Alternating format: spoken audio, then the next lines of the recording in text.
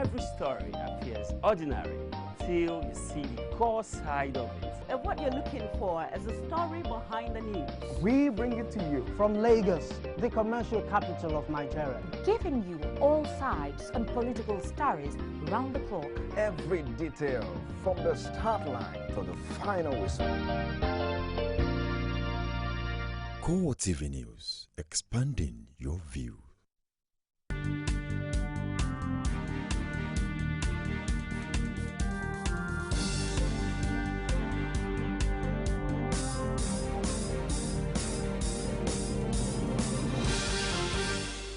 Hello, good evening. Thank you for joining us on CoreTV Primetime News. I am Frank Homalape. In our top stories tonight, President Muhammadu Buhari has formally resumed work in his office inside the presidential villa in Abuja.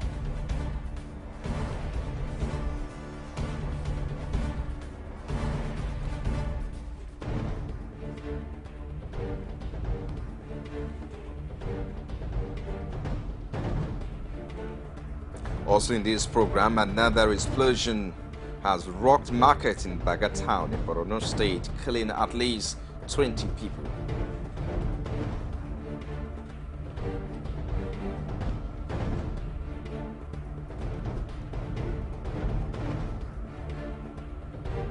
The movement for the emancipation of the Niger Delta men has threatened to resume hostilities in the region if federal lawmakers fail to cut down their salaries.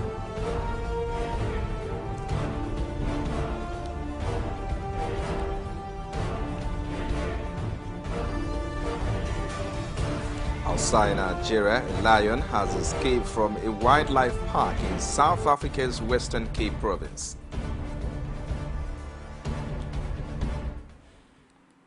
Thank you for joining us now. Tonight, President Muhammadu Buhari has formally resumed work in his office inside the presidential villa in Abuja. This is the first time since the May 29 inauguration that the president will show up at the State House on working day. Vice President Yemi Osinbajo and service chiefs also turned up at the presidential villa for a meeting with the president. And now, the President Muhammadu Buhari formally met journalists accredited to cover the State House on his first working day at the presidential villa. He used the opportunity to reaffirm the tasks at hand with a virtually empty treasury, with debt running into millions of dollars. President Muhammadu Buhari also solicited the cooperation of journalists and other Nigerians as he gets down to tackling the country's socio-economic problem. I got one of you, the best one of you, so that he can consistently defend me against you.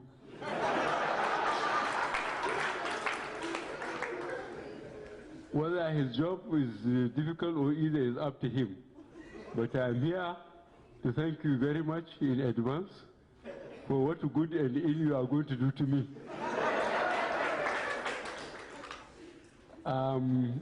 My not so easy relationship with you, but we're willing to do our jobs. We want to capture the achievements of your administration and the change that we are eagerly expecting. It means that we will educate the public. And if necessary, we will be your defenders, throwing light on issues that need clarification. All we are begging for, Your Excellency, is that you engage us. You carry us along, you accept us as your foot soldiers, and we will promise we will do our best by you. In the meantime, President Muhammadu Buhari has ordered the dismantling of all military checkpoints set up in the aftermath of Boko Haram attacks across the country. The decision was taken at a meeting with service chiefs on his first day at the presidential villa. The Defense Minister Alex Bade, who was part of the meeting, was not willing to speak, but Permanent Secretary in the Ministry of Defense, Aliyu Ismaila, disclosed the outcome to State House correspondents. And our Vice President Yemi Osinbajo has advised that a good father should leave the value of integrity to their children. The Vice President, who spoke on Sunday at the occasion of the Father's Day celebration at the Aso Villa Chapel in Abuja, said what a good father should leave for his children is not money, but values of the Lord Jesus Christ, stressing that these values are integrity and forthrightness.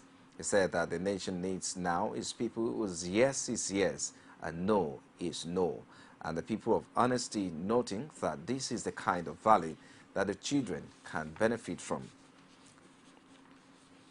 And one of the senators elected on the platform of the All Progressive Congress, Senator Sheikh Hussaini, has blamed the leadership of the party for boxing itself into a corner with the emergence of Bukola Saraki as Senate President. He also described the outcome as part of a plot by the opposition People's Democratic Party to break APC's National Assembly. Senator Sani was speaking at an interactive session with journalists in Kaduna. I believe it was an opportunity we missed, and the election of Saraki, from a legal point of view, could only be contested whether a forum has been made in terms of the election itself. And these are issues that the legal minds will continue to juggle with. But what we are trying to do within our party is that those who have perhaps the local standing to go to court is the party, and also those of us who were not present when the election took place. As far as I'm concerned, I will subject myself to the positions of the party and that of President Muhammadu Buhari over this issue. The Akwa Ibom Governorship Election Tribunal sitting in Abuja has reserved till further notice ruling on an application for the relocation of the tribunal to the state. At the resumed hearing, Defense Counsel Adegboyega Awomolo urged the court to make an order directing the relocation of the tribunal to the state. The counsel to the petitioner, Wole Olanipekun, objected to the application on the ground that tribunal must not sit in the state where election was conducted. He cited the case of Ekiti State governorship election petition, which was transferred from the state to Abuja and its judgment delivered. The two-man panel led by Justice Sadiq Umaru also adjourned till June 24th to rule on an application asking for transfer of election materials for inspection. Tribunal shall be in each state of the Federation. And that is the core, that's section 285. I do not need to get into the sections of the Constitution. But in any case, it's very clear. It has to be in each state of the Federation. And to that extent, our position is that the governorship tribunal for Akwa Ibom has to sit in Akwa Ibom. It can be in any location but within Akwa Ibom. And that is why we came to court for that judicial interpretation. The reason they sought for extension of the order already granted them to inspect was that INEC was frustrating their efforts. And principally, we're saying that that never happened. If they ran out of time and were unable to discover something meaningful in order to enhance their case, the natural thing would have been to bring it before the tribunal instead of indicting INEC officers who did everything humanly possible to facilitate the petitioners obtaining the documents. So primarily that was our objection. And then secondly, the aspect of asking INEC to transport very sensitive election materials from Uyo to Abuja. Away from there now, the All Progressive Congress in Osun State has again assured the striking workers in the state that their salaries will be paid by June end. The party gave the assurance at a press conference in Osogbo. Our correspondent Rashid has details. We will bring you that report in subsequent bulletins. The movement for the emancipation of the Niger Delta has threatened to resume hostilities in the region if federal lawmakers fail to cut down their salaries and allowances. Men issued these threats in a statement signed by a spokesman, Jomo Bomo, and made available to newsmen. The militant group based its threats on what he described as the ostentatious lifestyle of legislators Men argue that it was wrong for individuals to appropriate to themselves huge and salaries allowances at the expense of the millions of Nigerians who have for months been denied the salaries, pensions, and other benefits. It also noted that all these are happening at a time the Niger Delta region, where the bulk of the nation's revenue comes from, continues to suffer neglect and environmental degradation. Men wants that Nigerians should blame members of the 8th National Assembly if its members carried out their threats to return to the creeks.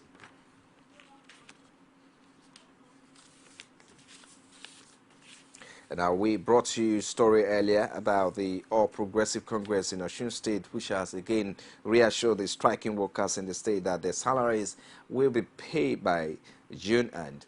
The party gave the assurance at a press conference in Osogbo. The report now. The press conference was an elaborate one attended by journalists and thousands of All Progressives Congress leaders and supporters in Osun State. The conference was called to clear the air and to also intimate party members on the state of Osun economy, particularly the non-payment of workers' salaries. The party rose to defend Governor Aregbesola, who has received barrage of criticisms from the opposition People's Democratic Party in the state. Now allocation has dropped by 80%. For instance, at the peak of statutory allocation to Osun, the state got 5.5 billion in February 2013, but this has dropped to 466 million by April 2015. While salary and emolument was 1.4 billion when we came in November 2010, it stands today at 3.6 billion, following the increase in minimum wage in 2012. While promising that the striking workers will be paid before the end of this month, the party is seeking for a bailout from the federal government. However, what is not certain is whether the government will clear all the outstanding salaries at once. We will pay all money owed. We will pay all money owed. It's an obligation to us as government, and we pay everything. That's it.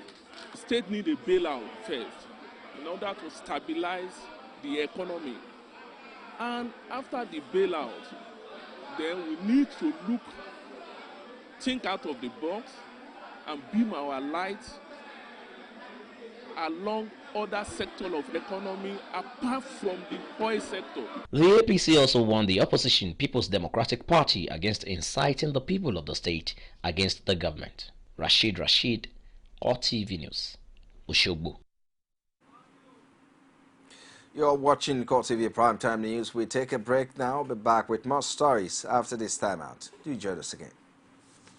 That's a sign of protest, saying that things are not good. Women share the most amazing thoughts When it's close to the time, our people will protest on national issues. That was their own point. That was an accident. That is different. And they do it Politics is about being a servant. passionately, Without a woman, there will be no success at all. sharing the adorable word of women There are some women who have what it takes. in politics. Margaret Thatcher, Iron Lady. When she's too soft, she's too soft. Only on CoreTV News. You're still watching CoreTV Primetime News, live from our Lagos studios. If you just joined us, a quick reminder of our top stories. President Muhammadu Buhari has formally resumed back in his office inside the presidential villa in Abuja.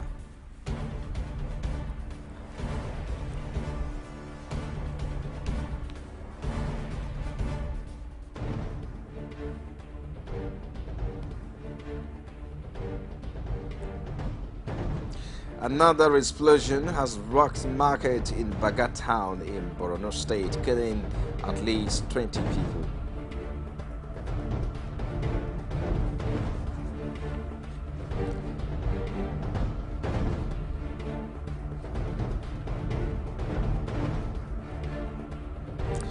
And the movement for the emancipation of the Niger Delta men has threatened to resume hostilities in the region if federal lawmakers fail to cut down their salaries. All our top stories can be found on our social media platforms, like our Facebook page is facebook.com/CoreTV News. You can also, at the same time, follow us at CoreTV News NG. For live streaming, log on to youtube.com/CoreTV living space. Their news. At least 20 people were killed when a female suicide bomber detonated explosive at a bus station in Maiduguri. The explosion happened near a fish market in the Baga Road area of the city at about 3:50 p.m. local time. Eyewitness report says casualty figures has risen to 20.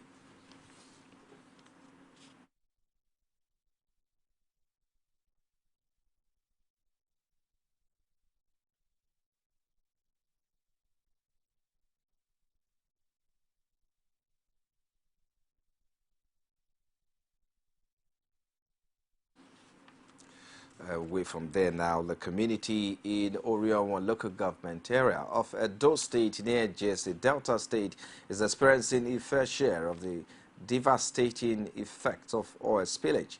Omogu Nokwa community has about 2,000 hectares of its farmland embroiled in oil spillage and has rendered most of the farmers redundant and sick since the incident began. Leaders of the community have called on the federal state government as well as federal and the respective authority to come to their aids.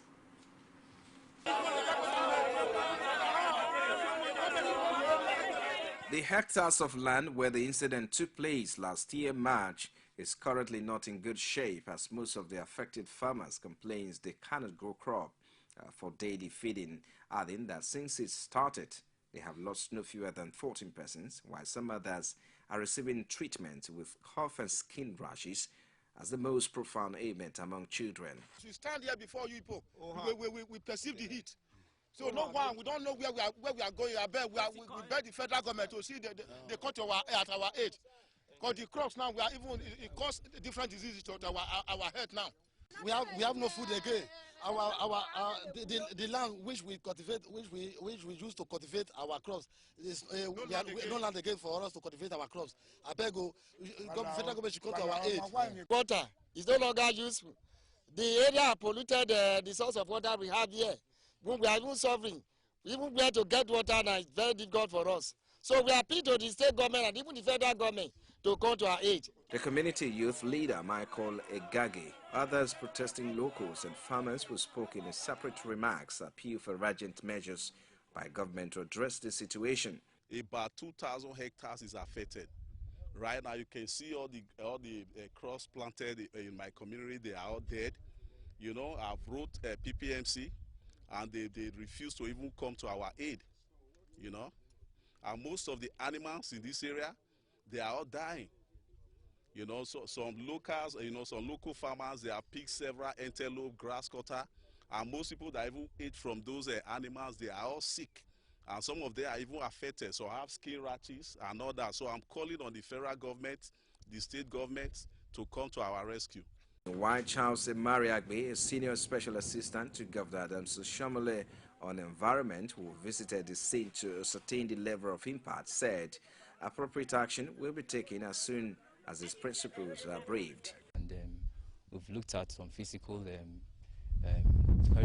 assessments, and we can see that there are some evidences that there's some situation there of some oil spill.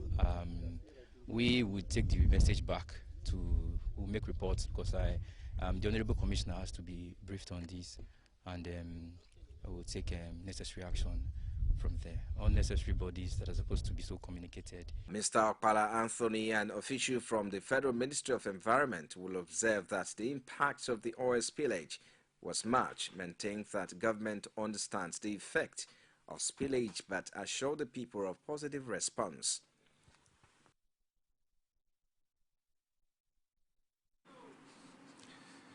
A Lagos High Court in Ikeja Monday dismissed the 25.7 billion naira criminal charge preferred against the former managing director of Bank PHB, Francis Atuche, and others. Atuche was set free alongside his wife, Elizabeth, and the former chief financial officer of Bank, Ugo Anyanwu. The three persons were prosecuted by the Economic and Financial Crimes Commission for allegedly stealing 25.7 billion naira from the bank. In a ruling delivered by the presiding judge, Justice Lateef Lawal Akapo, the court held that it is duty-bound to comply with the decisions of Court of Appeal in the appeal of Okenwosu and Erastus Akibola. The judge noted that though the prosecution in its submission was right to say that count 1 to 10 of the charge was anchored on stealing, which falls within the purview of State High Court. However, the judge maintained that the prosecution did not make any submission to ask whether count 11 to 27 have any nexus with charges and stocks. An illegal State High Court in Ikeja has convicted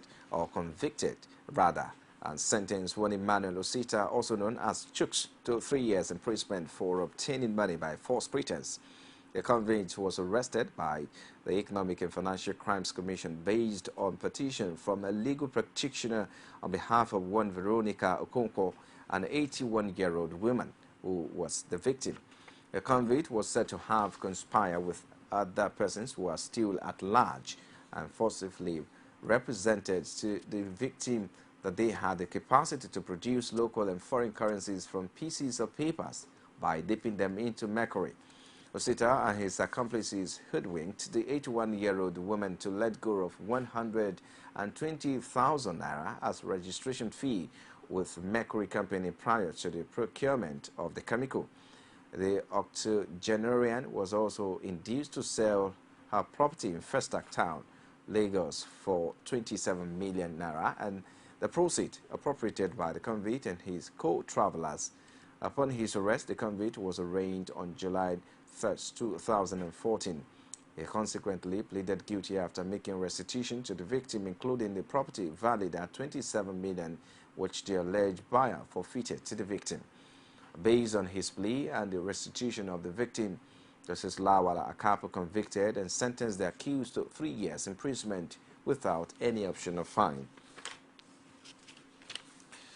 The police have arrested 45 armed robbery and kidnapping suspects in Lokoja, Kogi State, within 3 weeks of the deployment of a special operations squad to the state.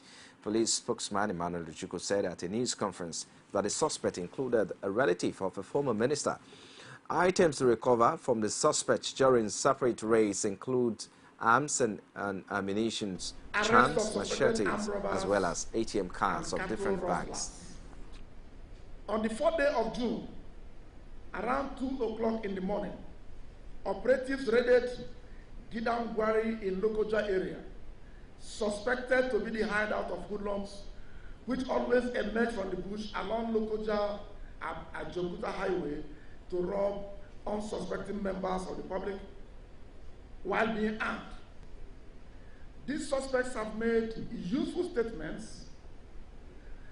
Aliu Bello particularly admitted that he has taken part in several armed robberies and cattle rustling escapades.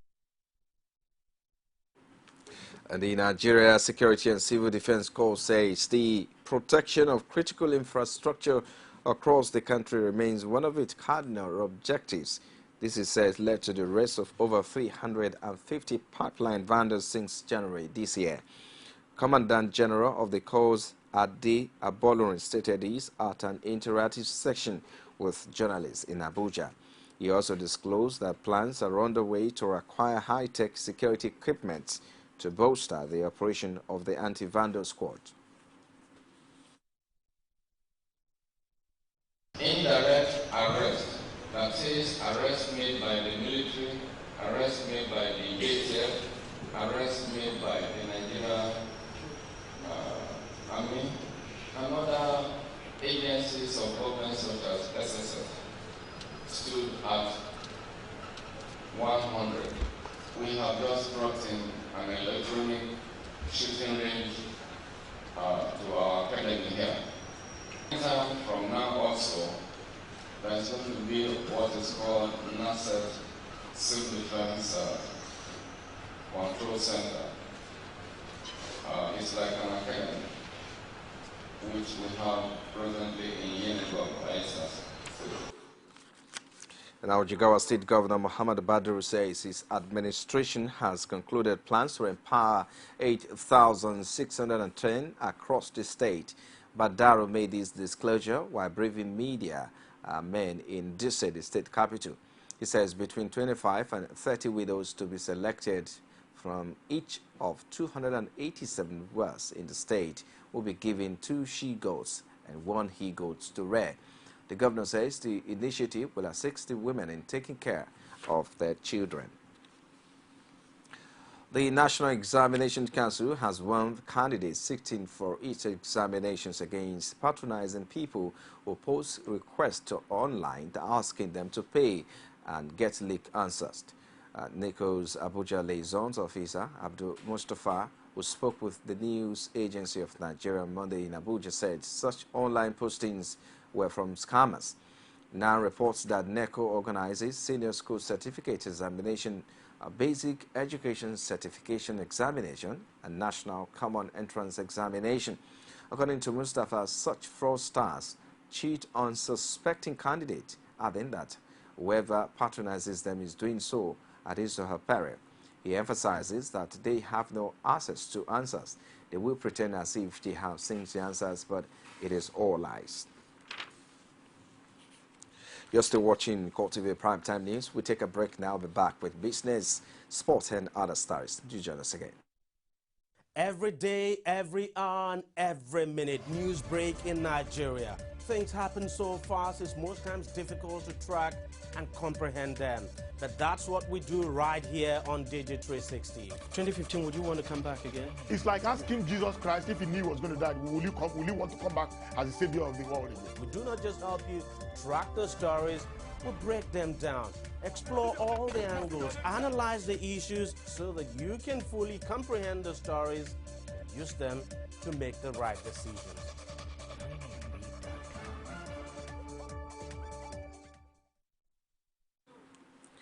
Glad to have you back now in business. Experts in standard regulation and maintenance in Africa have converged in Abuja to promote and sustain productivity and trade on the continent. Speaking at the opening of a 3-day forum for heads of national standards bodies in Africa, they insist that effective harmonization is important in Africa and must move above its 30% involvement in world trade. Displaying that harmonizing trade standards will remove restrictions among countries and allow them break new frontiers. A correspondent Basiai has details. Because I know that if Nigeria and South Africa, or Nigeria and Cameroon, or Nigeria and Kenya trade with each other, that trade will be more efficient, either in terms of moving the goods, or even in terms of the effectiveness of the cost of that transaction. Why should Africa account for less than 3% of the world trade? A very huge continent with all the promises that we have. I believe that under the auspices of standardization. Now, the Nigerian Institution of Estate Surveyors and Valuers has called on the federal government to restructure the budget in such a way that more funds will be channeled to the housing sector. He said that considering the housing deficit in the country, which currently stands at about 17 million units, such funding arrangement will not only help to reduce the number, but also reduce the level of unemployment in the country.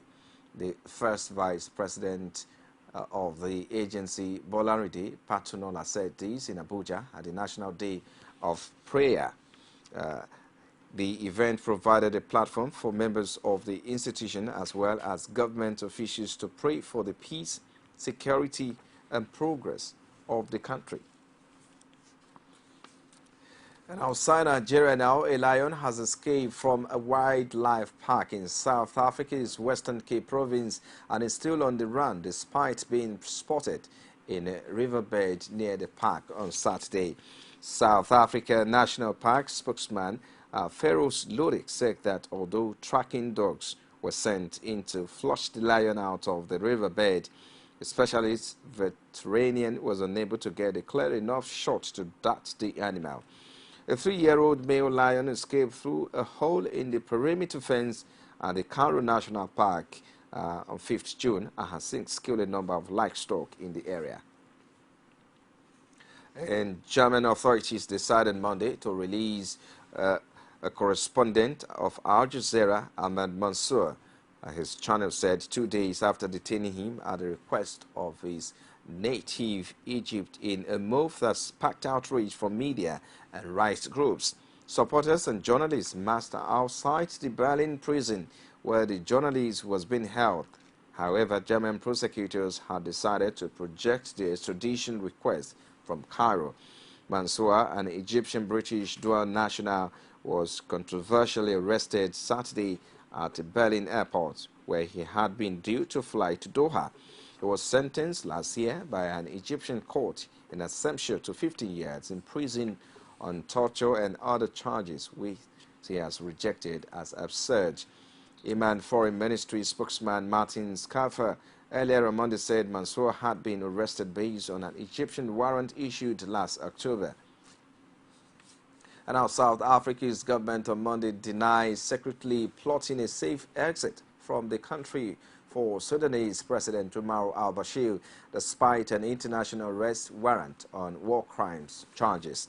Bashir was wanted by the International Criminal Court for genocide, war crimes and crimes against humanity over the conflict in Darfur, flew out of Pretoria last Monday despite a court order that barred his departure.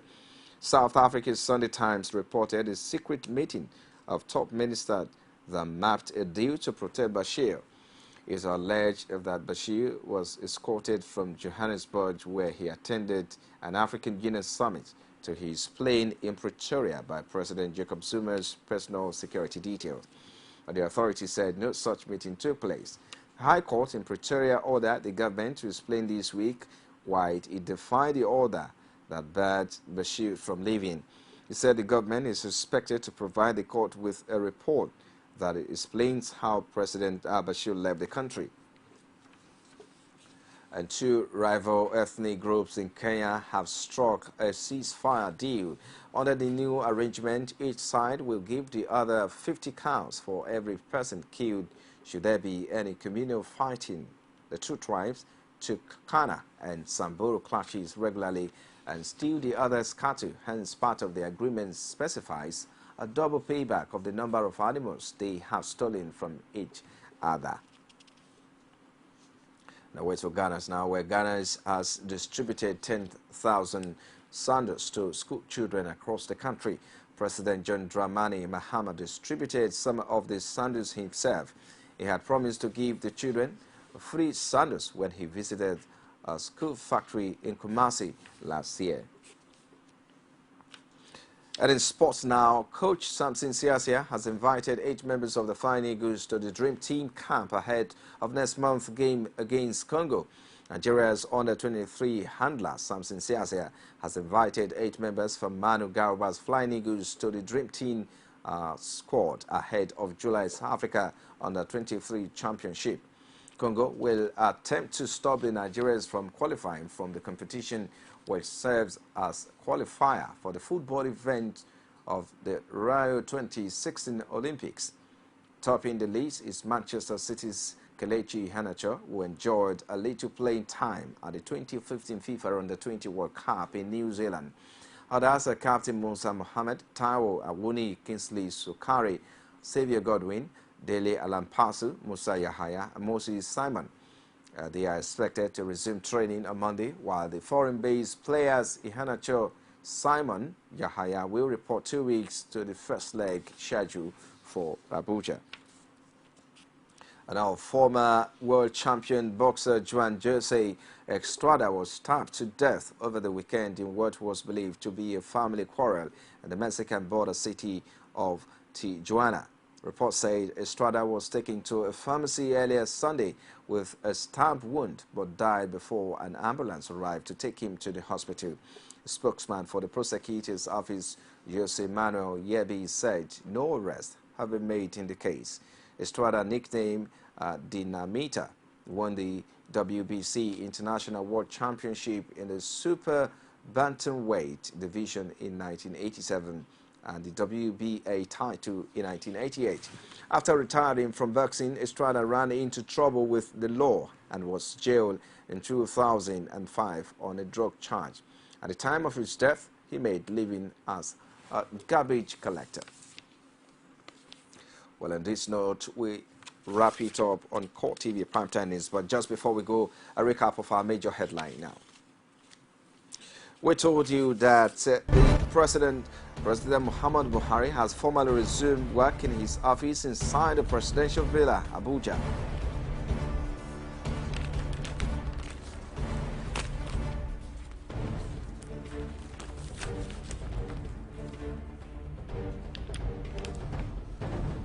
We also brought to you that another explosion has rocked market in Baga town in Borno State, killing at least 20 people.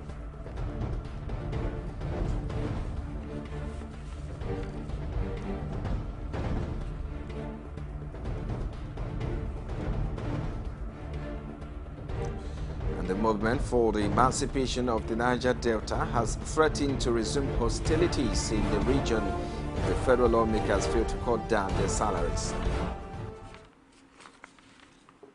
And that's it tonight. On behalf of the entire news crew, I am Frank Omalape. To have a splendid night rest.